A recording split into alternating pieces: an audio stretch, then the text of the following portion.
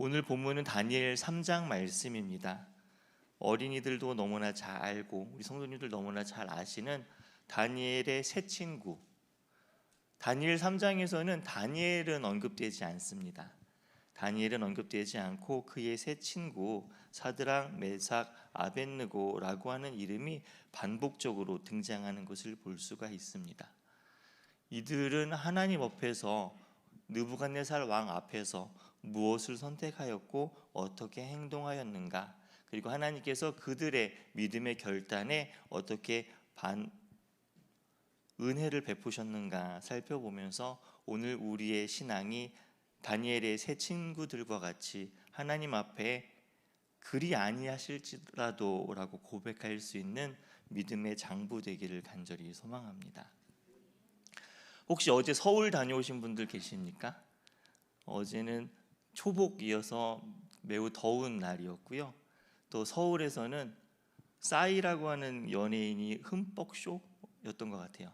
그 쇼를 하느라고 많이 또 모이고, 또 KBO 그 올스타전이 있어서 많이 모이고, 또 퀴어 축제를 해서 많이 모이고, 그래서 서울 곳곳이 정체되는 그런 하루였습니다. 물론 또 퀴어 축제 하는 곳 반대편에서는 그거를 반대하는 모임도 있었습니다. 퀴어 축제에 대한 기사가 몇 개 올라왔는데 어떤 댓글을 누가 이야기했는가, 또 기자가 그 글을 어떤 관점으로 기록하고 있는가에 대해 따라서 너무나 다른 그러한 내용들이 기록되어져 있는 것을 볼 수가 있습니다. 퀴어 축제라고 하는 것은 쉽게 이야기하면 소수자의 권리를 보장해 주자라고 하는 그런 의미가 있는 모임입니다. 그래서 성적 소수자라고 말을 하면서 남자인데 여자가 아닌 남성에게 끌리고, 여성인데 남성이 아닌 여성에게 끌려서 그냥 성적인 선택권을 내주자라고 하는 그런 것이, 그래서 그것에 대해서 차별받지 아니할 권리, 그래서 차별받지 아니할 권리라고 하는 말 자체는 굉장히 좋으나 제가 이해하기로 2022년 대한민국에 살고 있는 분들 중에 많은 분들은, 또 말을 조심해야 되는데요, 비정상적인 것으로 생각할 수 있는 그런 범주에 해당하는 분들이 모여서 차별받지 아니할 권리를 이야기하는 문화 축제라고 이야기하고, 이거를 퀴어 축제라고 이야기를 합니다. 그래서 이거를 법제화 시켜서 차별금지법을 제정하기 위해서 오랫동안 노력을 하고 있고요. 몇 년 전에 미국도 이 차별금지법이 통과되었고, 이번 퀴어 축제 때는 미국, 그러니까 주한 미국 대사죠. 그리고 총 12개의 나라, 네덜란드, 뉴질랜드, 노르웨이, 덴마크, 독일, 스웨덴, 아일랜드, 영국, 캐나다, 핀란드, 호주 등의 나라의 대표로 우리나라에 머물고 있는 주한 대사들이 퀴어 축제에 참석하여서 대한민국도 차별금지법이 통과되어야 한다라고 그렇게 공공장소에서 발의를 하였고, 이것이 기사화되어서 우리도 대한민국도 선진국이 되기 위해서는 이 법안이 통과되어야 한다라고 이렇게 하였습니다. 우리 선교사님들 어떻게 생각하십니까? 그래서 이거 반대 집회하는 곳에서는 과거에 본인이 동성애였던 분들이 이것은 옳지 않다, 그래서 앞에 X자를 붙이는 거예요. 그래서 X게이, X레즈비언, 나는 이제 탈동성애로서 이것에 대한 법안이, 차별금지법이 좋은 것이 아니니까 그것을 하겠다라고 앞장서는 분들도 계시고, 또 특별히 교회 다니면서 우리가 믿음을 공적인 영역에서 법제화된 부분에서 잘 살펴보아야 할 텐데 이런 것에 대해서 또 반대하는, 사실 그 반대 집회에 참석하시는 분들이 다 기독교인은 아니세요. 다 기독교인은 아닌데 언론상으로 보면 대부분 기독교인인 것으로, 특별히 극우 기독교인 것으로, 보다 정확히 이야기하면 요즘 표현은 기독교도 아니고 개신교다 이렇게 해서 그거를 보다 좁혀놓고 그다음에 그것에 대한 기사를 사용하는 것을 볼 수가 있습니다. 그래서 제가 말씀드리고 싶은 것은 어제 서울에 굉장히 많은 사람들이 여기저기 모였었다라는 것입니다. 지난 2주 동안 우리 청소년부 이현수 전도사님하고 사무실에서는 또 우리 전도사님하고 부서 선생님들은 수련회를 광고를 했는데, 캠프를 가기로 했는데 이것을 진행을 해야 될 것인가 말 것인가. 왜냐하면 코로나가 갑자기 또 계속, 이 말이 무서워요. 이 단어를 어떻게 쓰느냐, 더블링이라고 하는 말을 계속 쓰지 않습니까? 물론 이제 수치적으로 이제 그런 부분이 있을 것이에요. 그리고 또 오미크론도 좀 이상했는데 갑자기 공룡 이름이 등장했습니다. 켄타우루스. 그래서 저는 듣고서 이게 무슨 공룡 이름이야 그랬는데, 그것이 아니라 로마 신화에 나오는 반인반수, 위에는 사람이고 아래는 말인 그 이름을 또 따가지고 이름을 붙여서 이거는 더 세다, 면역을 피해가는 그 회피 능력이 더 세고 스파이크 돌기도 더 많아서 어렵다라고 하는 것을 이야기를 해서, 앞으로 이것이 과거에 이미 2, 3년이라고 하는 기간 동안 코로나를 경험을 하였는데 다시 한번 그것에 대한 이야기를 하니, 교회 안에서는 성경학교도 해야 되고 수련회도 해야 되는데, 물론 성경학교야 우리 아이들 우리 자체에서 이렇게 하는 것이니까, 그런데 또 캠프로 가면 많은 사람들이 모이는 장소에 우리가 가도 되겠는가? 그러면 이것을 진행할 것인가? 아니면 차선책으로 자체 일일 수련회를 준비할 것인가? 이것을 가지고 많은 시간 동안 논의를 하였습니다. 어떻게 하는 것이 지혜롭겠는가라는 것입니다. 그래서 저희가 결정을 할 때, 이야기를 할 때 기준이 몇 가지 있겠죠. 이것이 현재 이 상황이 어떻게 흘러가겠는가, 이제 코로나에 대한 상황이 있을 것이고, 또 현재 성은교회 청소년 아이들에게 무엇이 더 유익하겠는가라는 것입니다. 그래서 청소년 아이들이 캠프에 가도록 신청하는 인원은 몇 명이고, 그리고 만약에 차선책으로 캠프 대신에 자체 수련회, 작년에 하였던 것처럼 일일로 진행을 하였을 때 그거에 대한 기대감과 또 그것에 대한 결과로서 참석도는 얼마나 될 것인가, 별 차이가 없다라는 것입니다. 네, 제가 묻는데 묻는 게 아니죠. 이렇게 하나 저렇게 하나 아이들은 안 온다가 결론이었습니다. 왜 그럴까요? 그래서 우리 전도사님이 아이들 부모님하고 이야기할 때는, 부모님들은 많은 성도님들이 우리 아이들을 수련회 캠프에 보내고 싶으시다. 그런데 자녀들은 안 간다. 초등학생들은 물질로 거래가 가능한데, 이거 가면 이거 사줄게, 하루에 얼마, 이게 되는데 이미 청소년은 가진 게 많기 때문에 거래가 되지 않는 부유한 층이 되어서 안 된다라는 거예요.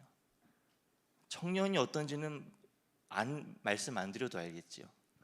그래서 이미 청소년 시기에 이 거래를 해야 되는 어려운 관계, 그래서 수련회에 대해서 너무 세게 부모님이 강요하면 그나마 주일날 예배 오는 것도 오지 않을까, 오지 않으면 어떻게 될까 염려하여서, 그리고 또 전도사님이 이제 전화 신방을 하면 잘 안 받아준다라는 거지요.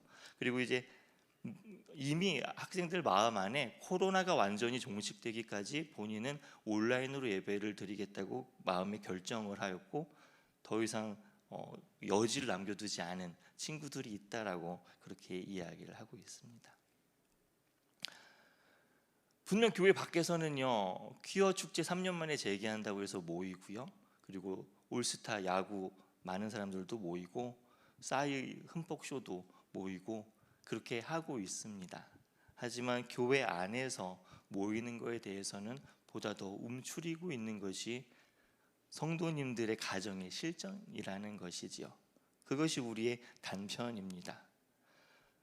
또 한 가지, 교회 밖에서 그 코로나 기간이라고 하는 동안에 언론을 통해서 믿는 사람과 믿지 않는 사람의 귀에 의식적으로 무의식적으로 계속 주입된 것은 무엇이냐 하면 교회에 대한 부정적인 인식입니다.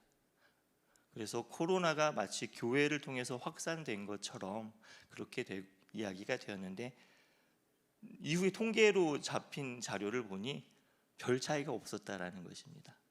교회를 통해서 코로나가 확산된 것처럼 기사가 나오기도 하였으나 실질적으로 그렇게 모인 집회의 모든 경우의 수를 따져보았을 때 교회를 통해서 코로나가 확산되었다라는 것을 이야기하기는 통계적으로 많이 적다라는 이야기가 있었고, 근데 또한 동시에 코로나 초기에 광화문에서 모였던 집회가 있습니다. 근데 거기에 또한 기독교라고 하는 이름으로 모였던 분들이 계시고, 그것 때문에 코로나의 확산에 대한 이야기가 있었는데 당시 뉴스에서는 광화문에 모인 모임을 이야기하였는데 동시에 두 가지의 모임이 크게 있었지요. 하나는 민주노총 모임이 있었고 또 다른 하나는 의사협회의 모임이 있었습니다. 인원 대비 모인 것은 동일하게 많고, 그럼에도 불구하고 우리의 기억에는 교회 모임만 광화문에서 모였다 기억이 되고 있고, 노조를 하시는 분들이 모였던 여의도에서의 모임이나 그 뒤에서 모였던, 또 바로 광화문 넘어저 삼청동 쪽이나 그쪽에서 모임이 집회가 진행되었던 의사협회의 파업에 대해서는 우리의 기억에서 한켠으로 지나가져 있다라는 것입니다. 그래서 사람은 부분적으로 기억을 하게 되고 어떤 기사 또 그 문장이나 단어를 어떻게 쓰느냐가 그것이 내 귀에 의식적으로 무의식적으로 영향을 주고 있는 시대 가운데 우리는 살고 있습니다. 요즘 시대에는 교회 오빠, 교회 누나, 교회 동생이라고 하는 단어가 교회 밖에서는 매우 부정적인 단어로 사용된다라고 합니다. 교회 다니시는 우리 성도님들은 별로 모르시는 단어일 텐데, 뭐 교회에서 다녀서 알면 교회 오빠고, 교회에서 다녀서 함께 알면 교회 누나고 교회 동생이지라고 할 수 있겠지만, 교회 밖에서 사회에서 바라볼 때의 그 단어들은 매우 부정적인 어휘로 의미를 가지고 사람들에게 회자되고 있다라는 것입니다. 그래서 문화 안에서 우리가 살아가고 있는 이 시대 가운데 기독교인으로 살아감에 있어서 우리는 사실 어떻게 보면 매우 다양한 것이 있고 많은 것 가운데 자신이 원하는 대로 무엇이든지 선택하고 살 수 있는 것처럼 여겨지는 시대 가운데 살고 있으나, 오히려 공공장소에서 내가 그리스도인임을, 공적인 신앙을 밝히는 것을 금지하는 그런 문화, 사회 속에서 살아가고 있습니다. 단편적인 예로 이제 아파트가 새로 이렇게 신도시나 아니면 새로 입주를 하지 않습니까? 그래서 한 번은 이제 담임 목사님하고 원로 목사님하고 사모님하고 함께 이제 이사 신방을 갔는데 저쪽 송도 쪽이었던 것 같아요. 새로 이사 신방을 하면서 교제를 나누다가 그 성도님이 그런 말씀을 하세요. 이 아파트가 있으면 아파트 단지별로 맘카페가 있다고 합니다. 성도님들 아십니까? 그래서 엄마들이 거기에 사는 주민들이 서로 정보를 주고 나누는 그런 장소인데, 어떤 한 분이 교회에 대한 소개를 넣었대요.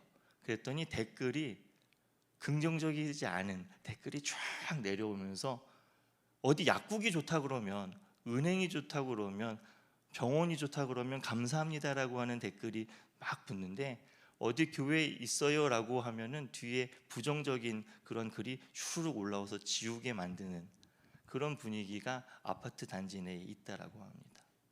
왜 그럴까요? 우리는 기독교에 대하여 신앙생활을 함에 대하여서 예수님을 구주로 믿고 살아가는 것에 대해서 우리가 느끼던 느끼지 못하던 다원화된 세상 속에서 신앙 고백을 금지당하고 있는 시대 가운데 살아가고 있습니다. 그래서 주변의 어떤 나라들은요, 종교 장신구를 하지 못하도록 그렇게 종교적인 색채를 빼는 과정 가운데 보다 적극적으로 공적인 장소에서 신앙 고백을 하지 못하도록 하는 움직임도 선진국이라고 이야기하는 나라들 가운데서도 진행되었던 기사들이 올라오고 진행되어져 왔습니다. 그런 시대 가운데 우리가 살고 있고, 그렇게 살고 있는 우리에게 다니엘 3장은 어떤 이야기를 주고 있는가라는 것입니다.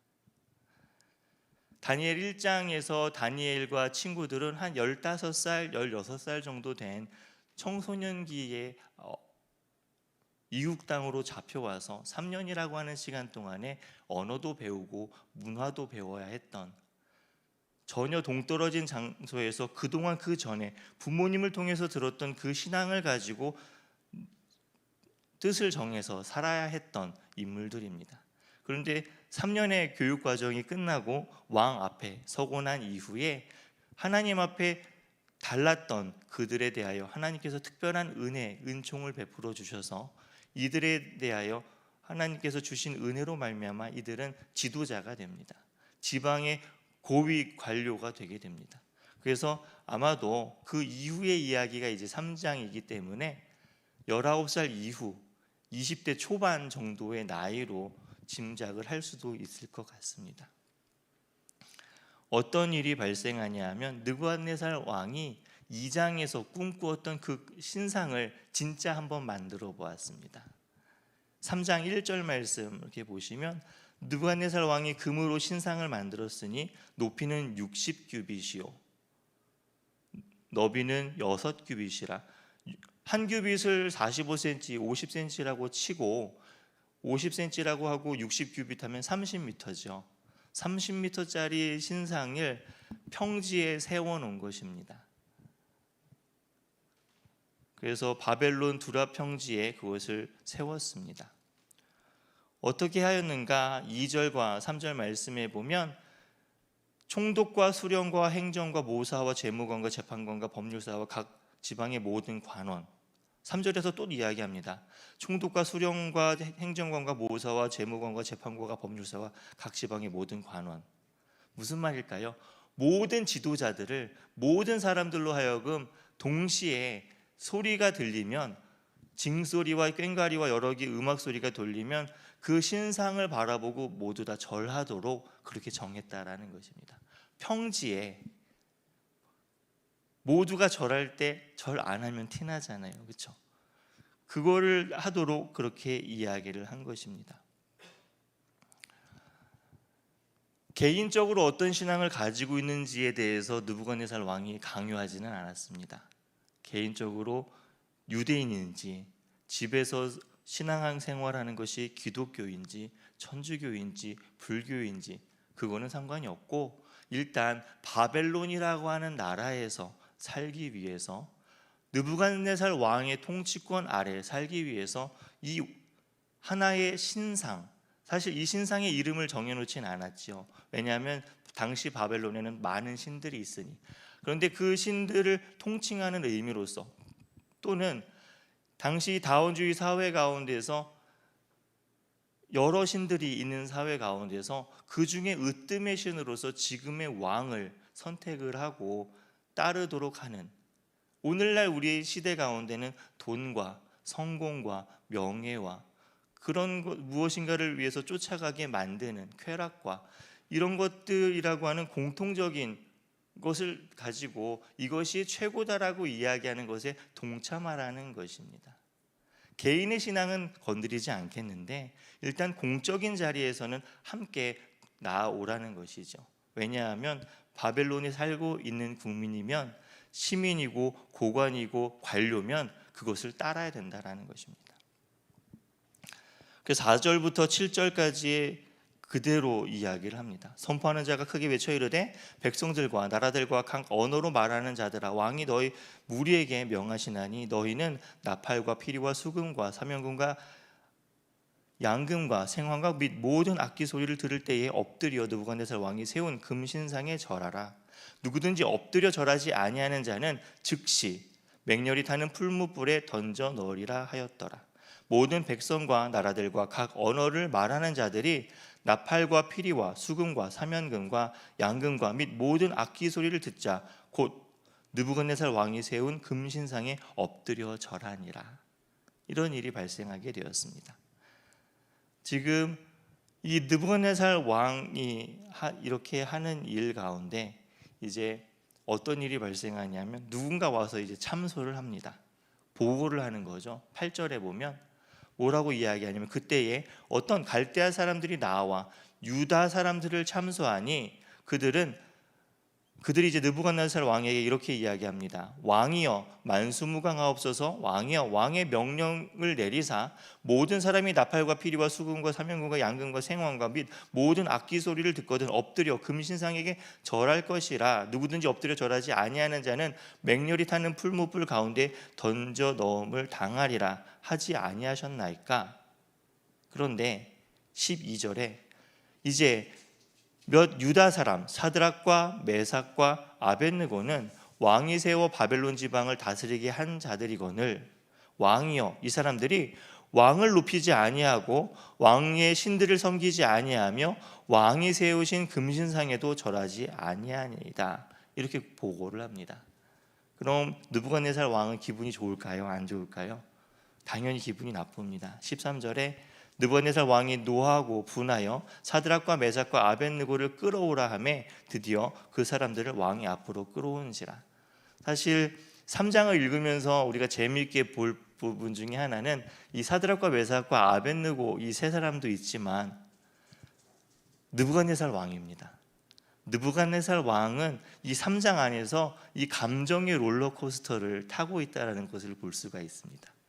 그는 무엇인가 기대감을 가지고 시작을 합니다. 그래서 큰 금신상을 가지고 자신이 찬양받기를 원하고 기대감 가운데 진행을 하였습니다. 그가 원하는 대로 다 진행이 되고 있는데 한 사람의 이야기로 말미암아 기분이 매우 나빠지게 된 것이죠. 다 금신상에 절한 것이 아니라 세 사람 사드락과 메삭과 아벳느고 이 세 사람이 그것을 하지 않았다라는 이야기를 듣고 그 좋았던 기분이 아주 나빠지게 됩니다. 그런데 느부갓네살 왕이 완전 나쁜 왕은 아닌 것 같아요. 부분적으로. 왜냐하면 보통 다른 왕 같으면 그 이야기가 들리는 즉시 그냥 바로 처벌했을 것 같은데 한번 기회를 줍니다. 14절, 15절에 이렇게 이야기합니다. 느부갓네살 왕이 그들에게 물어 이르되 사드락, 메삭, 아벳느고야 너희가 내 신을 섬기지 아니하며 내가 세운 금신상에 절하지 아니한다 하니 사실이냐? 이제라도 너희가 준비하였다가 나팔과 피리와 수금과 사명금과 양금과 생황과 및 모든 악기 소리를 들을 때에 내가 만든 신상 앞에 엎드려 절하면 좋거니와 너희가 만일 절하지 아니하면 즉시 너희를 맹렬히 타는 풀무불 가운데 던져 넣을 것이니 능히 너희는 내 손에서 건져낼 신이 누구이겠느냐 이렇게 이야기하였습니다. 그래서 화가 많이 났지만 그럼에도 불구하고 지금 사드락과 메삭과 아벳느고에게 한 번 더 기회를 줍니다. 이 부분은 참 대단한 것 같습니다. 자신도 그게 대단하다고 생각이 된 것 같아요. 그 자고한 마음에 어떻게 이야기하냐면 그 어떤 신도 자신의 손에서 너희들을 건질 수 없다라고 그렇게 아주 명시하여서 이야기합니다. 이때에 오늘의 주인공이 될 수 있는 사드락과 메삭과 아벳느고의 대답입니다. 이들의 대답은요 사실 그리 아니하실지라도라고 하는 믿음의 결단을 하고 있는 그러한 인물들입니다. 16절부터 18절까지의 말씀을 제가 읽도록 하겠습니다. 사드락과 메삭과 아벳느고가 왕에게 대답하여 이르되 느부갓네살이여 우리가 이 일에 대하여 왕에게 대답할 필요가 없나이다. 왕이여 우리가 섬기는 하나님이 계시다면 우리를 맹렬히 타는 풀무불 가운데 능히 건져내시겠고 왕의 손에서도 건져내시리이다. 그렇게 하지 아니하실지라도 왕이여 우리가 왕의 신들을 섬기지도 아니하고 왕이 세우신 금신상에게 절하지도 아니할 줄을 아옵소서. 지금 17절 말씀의 번역이 조금 뉘앙스가 다르게 읽힐 수 있습니다. 이게 그냥 한글로 이렇게 읽으면 왕이여 우리가 섬기는 하나님이 계시다면 이렇게 읽히는데 사실 요거를 조금 더 정확하게 그 의미를 읽는다면 왕이여 우리가 섬기는 하나님이 계실진데 그 하나님은 능히 풀무불 가운데서 우리를 건져내실 수 있는 분이시고 그리고 그 하나님은 왕의 손에서도 우리를 건져내실 수 있는 분입니다 라고 하는 보다 적극적인 신앙의 고백입니다. 그러니까 없다라는 것을 하나님이 계시지 않다라는 것에 대한 반대의 개념으로 전제조건으로 하나님이 계시다면이라는 것이 아니라 하나님이 계실진데 그 조건 아래에서 그 하나님은 바로 우리의 하나님인데 우리가 섬기는 그 하나님은 이 맹렬히 타오르는 그 풀무에서도 우리를 구원하실 수 있는 분이고, 그리고 왕의 손에서도 우리를 건져내실 수 있는 분입니다라고 고백을 하고 있는 것입니다. 그래서 사드락과 메삭과 아벳느고 이 세 사람은 하나님에 대해 정확한 신뢰와 믿음을 가지고 있었습니다. 우리도 하나님에 대한 믿음이 있죠. 근데 때때로 어떤 고난과 어려움이 올 때에 조건을 달 때가 있습니다.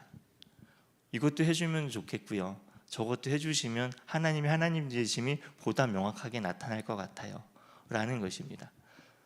어떤 조건을 덧붙여서 하나님을 믿고자 하는 연약함이 사람에게 있을 수 있는데, 이 사드락과 메삭과 아벳느고는 하나님 플러스 어떤 조건을 가지고 하나님을 믿는 것이 아니라 하나님의 하나님 되심만을 가지고 하나님을 믿었던 사람입니다. 그렇기 때문에 그가 고백할 수 있었던 것은 무엇이냐 하면, 그렇게 하지 아니하실지라도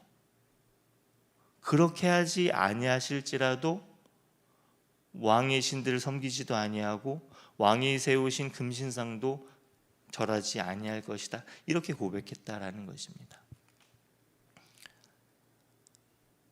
사드락과 메삭과 아벳느고 청춘의 시기에 인생을 걸고 공공장소에서 신앙의 결단을 내려야 했던 상황 가운데 이들은 그 어떤 조건을 가지고 하나님 앞에 서는 사람들이 아니라 그 누가 뭐라고 이야기하여도 그리 아니하실지라도 나는 하나님에 대한 신뢰와 그 믿음이 명확하기 때문에 하나님 앞에 서겠습니다 결단하였던 것입니다. 모두가 시대 풍조 가운데서 기독교에 대하여서, 신앙에 대하여서, 복음에 대하여서, 말씀에 대하여서 뭐라고 이야기한다 하여도 하나님의 말씀이 법이고 하나님 되신다라고 하는 그 믿음 안에서 그 굳게 섰던 인물들이 바로 이 다니엘의 세 친구였다라는 것입니다. 바라긴 함께 예배드리는 우리 성도님들이 이 믿음 가지고 살아가는 삶 되기를 바랍니다.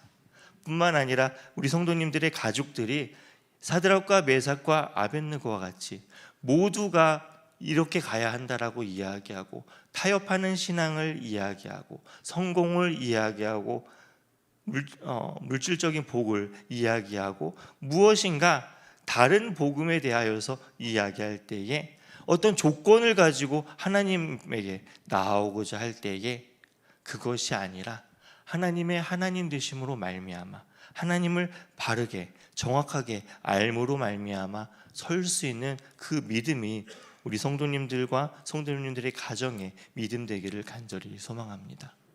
그렇게 결단했으니 다니엘 3장은 해피엔딩입니다. 우리 현실은 그렇지 않을 때가 많다라는 것이죠. 조금 더 이야기하도록 하겠습니다. 19절 이 이야기를 들은 왕은 분노가 폭발하였습니다. 19절 20절에 느부갓네살 왕이 분이 가득하여 사드락과 메삭과 아벳느고를 향하여 얼굴빛을 바꾸고 명령하여 이르되 그 풀무불을 뜨겁게 하기를 평소보다 7배나 뜨겁게 하라 하고 군대 중 용사 몇 사람에게 명령하여 사드락과 메삭과 아벳느고를 결박하여 극렬히 타는 풀무불 가운데 던지라 하느니라. 이렇게 하였습니다. 결과는 어떻습니까? 오히려 이 세 사람을 풀무불로 넣는 그 사람들이 타 죽는 그 정도의 강렬한 풀무불이었다라고 이야기를 합니다. 그러자 21절이죠. 그러자 그들의 겉옷과 속옷과 모자와 다른 옷들을 입은 채 결박하여 맹렬히 타는 풀무불 가운데 던졌더라.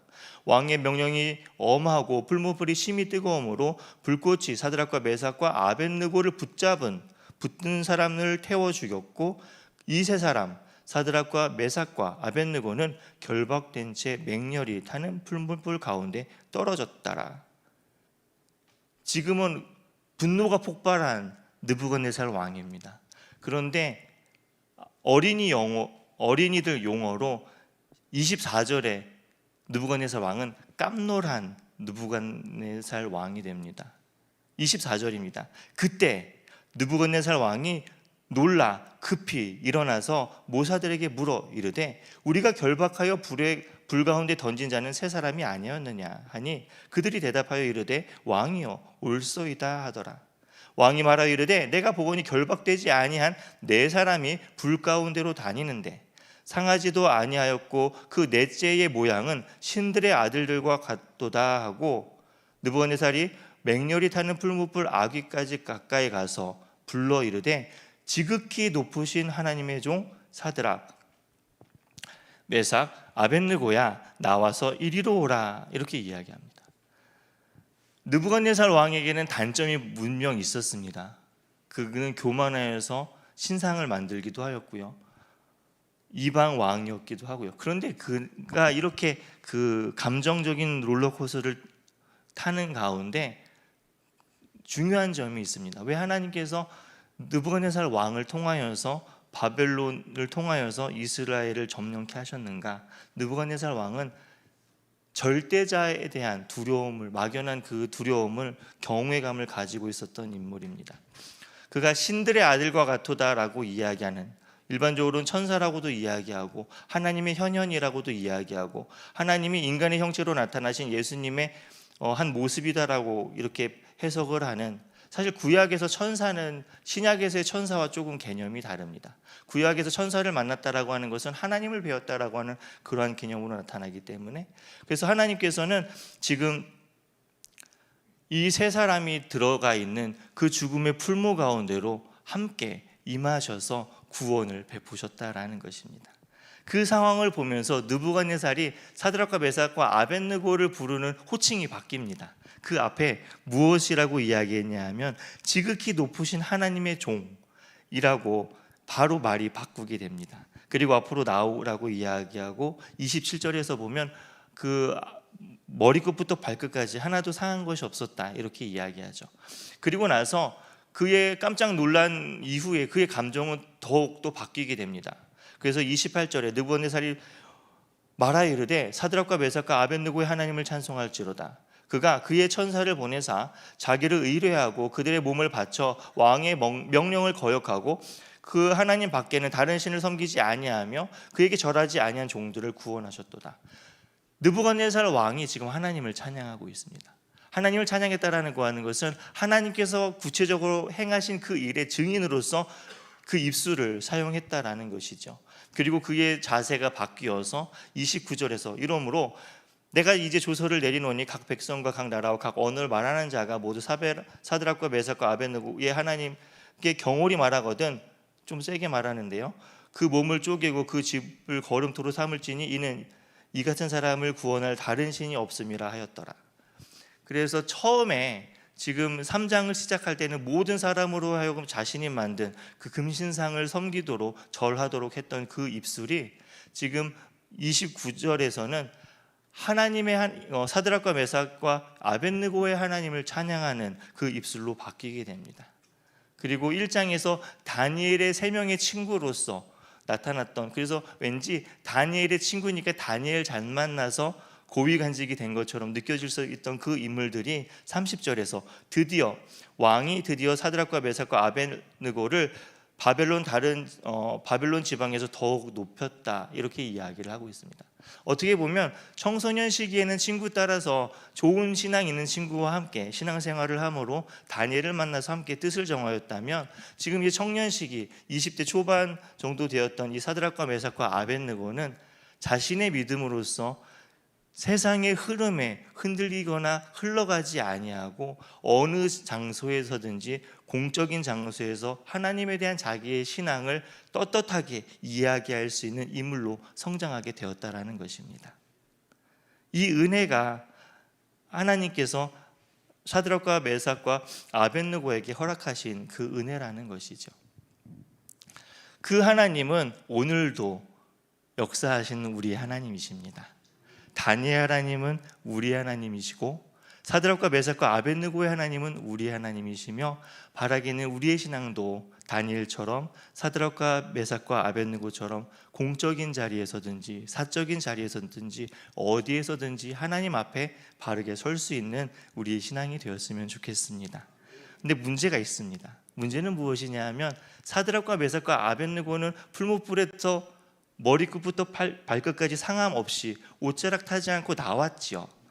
예전에 허무개그라는 것이 있었습니다. 혹시 아시는지 모르겠어요. 허무개그는 갑자기 이상하게 끝내버리는 거예요. 이렇게 끝나면 안 되는데, 이 본문을 가지고 허무개그를 만들면 어떻게 끝나냐면요, 풀무불에 넣었어요. 타 죽었어요. 이렇게 되는 거예요. 무슨 말씀인지 이해가 되십니까? 사드락과 메삭과 아벳느고는 하나님 앞에 결단하였어요.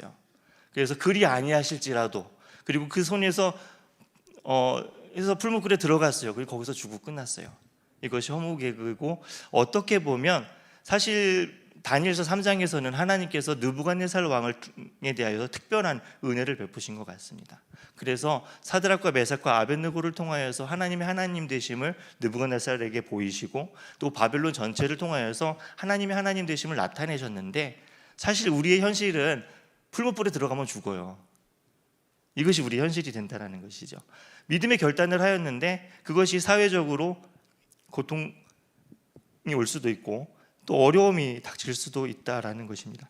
이상하지 않는가라는 것이죠. 지금도 하나님은 역사를 하십니다. 그런데 모두가 풀무에서 상하 없이 보호받는 것은 아니라는 것입니다. 예수님의 제자 베드로는 십자가에 거꾸로 달리고 죽었습니다. 바울은 단두대에서 목배임을 당했다라고 정해지고, 이사야 선지자는 톱질되어 암살된 것으로, 그리고 스데반 집사와 예레미야 선지자는 동창이에요. 돌 맞아 죽었습니다. 이렇게 하나님의 선지자로서 하나님의 복음을 위하여 살았던 그들 가운데에는 이 고난을 하나님께서 사람들이 보기에 고난이 해결되는 모습으로 풀어주지 아니하시고, 그냥 그리 아니하실지라도의 믿음에서 그냥 하나님의 하나님 되심을 바라보고 믿는 그 신앙에서 그들의 삶을 받으셨다라는 것입니다. 베드로전서 1장 6절 7절 말씀 제가 읽도록 하겠습니다. 그러므로 너희가 이제 여러 가지 시험으로 말미암아 잠깐 근심하게 되지 않을 수 없으나 오히려 크게 기뻐하고, 너희 믿음의 확실함은 불로 연단하여 없어질 금보다 더 귀하여 예수 그리스도께서 나타나실 때에 칭찬과 영광과 존귀를 얻게 하려 하실 것이다. 여기서 믿음의 확신이 무엇과 같다라고 이야기하면, 불로 연단하여 없어질 금처럼, 지금 풀무는 금속을 재련하여서 이물질을 제거하여서 무엇인가 원하는 것을 얻기 위해서, 도가니는 은을, 그리고 풀무는 금이나 다른 금속을 재련하기 위해서 사용하는 그 자리인데, 베드로 사도는 그것을 빗대어서 마치 다니엘 3장에서 그 친구들이 들어갔던 그 풀무와 같은 고난이 우리의 삶 속에 있는데, 이것은 예수 그리스도께서 나타나실 때의 칭찬과 영광과 존귀를 얻기 위해서 믿음의 확실함을 확인하기 위한 담금의 자리다라고 이야기하고 있습니다. 그리고 또한 4장 12절 13절에서 이렇게 이야기합니다. 사랑하는 자들아, 너희를 연단하려고 오는 불시험을 이상한 일 당하는 것 같이 이상히 여기지 말고 오히려 너희가 그리스도의 고난에 참여하는 것으로 즐거워하라. 신앙생활을 하면서 공적인 자리에서 왜 우리가 편애를 당해야 되겠는가? 왜 교회 다니는 것을 떳떳이 말하지 못하고 이것이 부끄러워지는 시대 가운데 우리는 살아야 하고, 교회 밖에서는 교회 오빠, 교회 누나, 교회 동생이라고 하는 말을 가지고 비아냥거리는 시대 가운데 살아야 하며, 하나님의 창조의 섭리를 이야기하면 왕따가 되는 시대 가운데 우리는 살아야 되겠는가? 그것은 부족하나마 오늘 시대에 우리가 그리스도의 고난에 참여하는 작은 일부가 되는 줄로 믿습니다. 하나님의 하나님 되심으로 말미암아 예수 그리스도를 통하여서 우리에게 주시는 그 부활에 참여하고 장차 오실 하나님의 그 나라에 그 소망을 들고 살아가는 우리는 오늘 하루 잠시 잠깐 동안, 이 잠시 잠깐은 어떻게 보면 일평생이 된다라고도 이야기하죠. 이것으로 말미암아 오는 시험과 연단을 감내해내는 믿음이 된다라는 것입니다. 이 땅에서의 삶이 다라면 참 억울할 것입니다. 하나님의 하나님 되심이 우리에게 소망이 되고 하나님의 약속이 우리의 소망이 되고 천국과 하나님의 주권이 우리의 소망이 됩니다. 오늘은 7월 17일 제헌절입니다. 나라가 세워지고 또 많은 사람들을 보호하기 위한 법이 세워진 날인데, 바라기는 이 나라에 하나님의 법이 바르게 세워지는 우리의 기도의 자리가 되기를 간절히 소망합니다. 함께 기도하겠습니다. 사랑의 하나님 아버지, 감사합니다. 하나님, 많은 선교사님들의 희생을 통하여서 믿음의 선진들의 고난과 그들의 인내의 핏값으로 오늘 우리가 함께 예배하고 그 어떤 나라와 비교하여도 부강한 부자인 나라 가운데 우리가 살고 있습니다. 하지만 여전히 오히려 복음을 붙잡고 산다라는 것이, 믿음을 지키며 산다라고 하는 것이 부모 시대와 또 자녀 세대 간에 코로나를 통하여서 더욱 믿음의 단절이 나타나고 있는 이러한 시대, 하나님 긍휼히 여겨 주옵소서.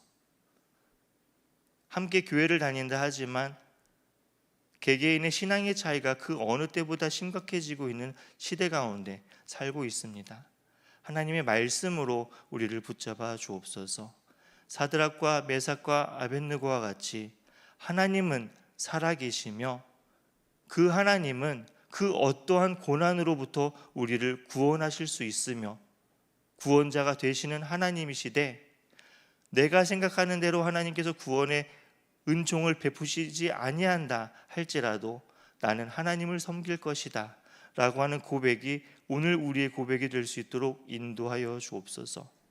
또한 우리 하나님께서 사랑하시는 우리 가족들의 신앙 역시 다니엘의 신앙처럼, 사드락과 메삭과 아벳느고의 신앙처럼 하나님을 알고 하나님을 더욱 깊이 알아서 하나님의 말씀에 붙잡힌 바 된 삶 될 수 있도록 인도하여 주옵소서.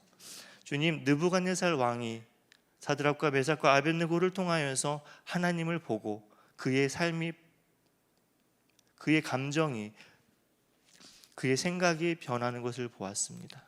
주님, 이 나라의 지도자들이 하나님을 향하여 생각이 바뀔 수 있도록 인도하여 주옵소서. 이 나라의 지도자들이, 정치인들과 경제인들과 교육가들이 하나님의 하나님 되심을 바르게 알고 무릎 꿇는 이 될 수 있도록 인도하여 주옵소서. 주님 감사합니다. 존귀하신 예수님의 이름으로 기도합니다. 아멘.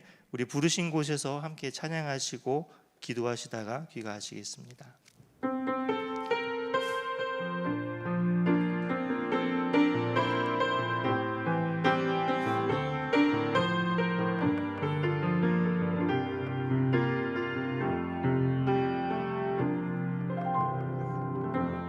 따스한 성령,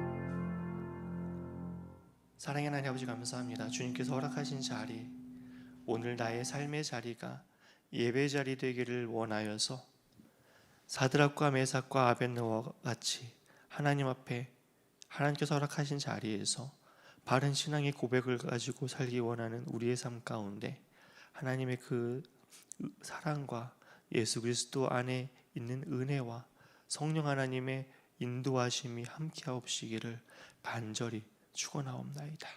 아멘.